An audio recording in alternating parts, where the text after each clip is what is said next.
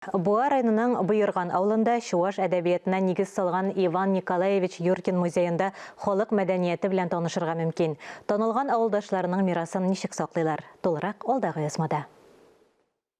120 еллык тарихы булган кирпеч йорт Бұйырган авыл үзәгендә урнашкан.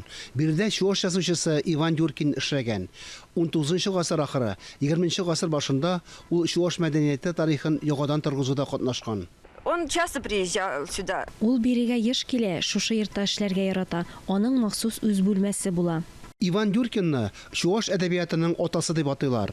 Элеккеге Шуаш язуын югалтканнан соң, ул туган телендә нәфис әсәрләр иҗат итә башлаган беренче кеше була. Моннан тыш, Юркин халыкның гырыф-гадәтләрен, телен өйрәнә, аның этнографик эшләре турында язучының туганнары белә. В интернете увидели фотографии знакомые. Алар интернетта бабаларының фоторәсемнәрен табалар. Без дә үткәрелә торган чараларның фоторәсемнәрен күрдек. Соңыннан алар бирегә килеп, безнең мәктәптә фәнни конференциядә дә катнаштылар. Бүген дә элемтәдә торалар.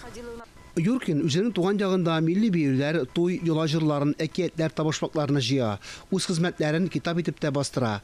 Хәзер алар Шуаш дәүләт архивында саклана. Язучы һәм аның иҗаты турындагы истәлекне барлык авыл халкы да хөрмәтли. Здесь мы проводим литературные вечера. Без язучы истәлегенә багышлап әдәби кичәләр үткәрәбез. Юркин укуларын оештырабыз, шигърият көннәрен уздырабыз. Иван Юркин 1943 елда вафат була. Аны Сембер шәһәрендә җирлиләр. Аның йорты музей һәм авылның мәдәни тормышы үзәгенә әйләнә.